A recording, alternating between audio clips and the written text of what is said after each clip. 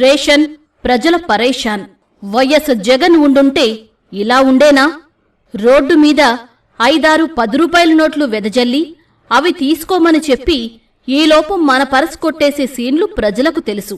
ఇప్పుడు ఇదే పరిస్థితి రాజకీయాల్లో కూడా స్పష్టంగా కనిపిస్తోంది. అయితే రాజకీయాల్లో జరిగే ఈ మోసానికి రాష్ట్రం మొత్తం బలైపోతోంది.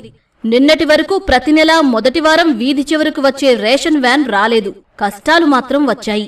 రేషన్ డోర్ డెలివరీని రద్దు చేయడంతో పేదలు, వృద్ధులు, వికలాంగులు సైతం సంచులు పట్టుకుని రేషన్ డిపోల వద్దకు వెళ్లాల్సి వచ్చింది.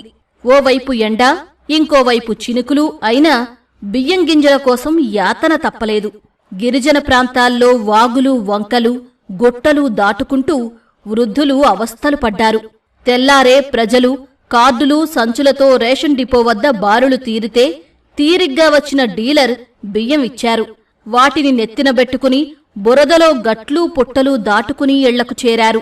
వైఎస్ జగన్ ఉండగా ఈ కష్టాలు లేవు కదా, ఇప్పుడే ఎందుకు ఇలా అని వారి సందేహాలకు సమాధానం లేకపోయింది. అనంతపురం జిల్లాలో బియ్యం కోసం ఆశగా లైన్లో నిలబడిన 70 ఏళ్ల లక్ష్మీదేవి ఊపిరి ఆగిపోయింది. పోయిన ఆ ప్రాణానికి ఎవరిది బాధ్యత? రానున్న వానాకాలం గొడుగులతో ఊళ్లు దాటాలి, బియ్యం మోయాలి. ఈ కష్టాలు తలుచుకుంటే గుండె బరువెక్కిపోతుంది. పేదలంటే ఇంత కక్ష ఎందుకు? లేనివాళ్లకు ఇంత శిక్ష ఎందుకు? నువ్వు, నీ కొడుకు లోకేష్, పవన్ ఒక్కో హెలికాప్టర్లో తిరగడానికి డబ్బులున్నాయి. పేదల ఇంటికి బియ్యం గింజలు పంపే వ్యాన్లకు బడ్జెట్ లేదా? పాలకుడు నిర్దయుడైతే ప్రజల పరిస్థితి ఎంత దారుణంగా మారుతుందో బాబు పాలన ఒక ప్రత్యక్ష ఉదాహరణ.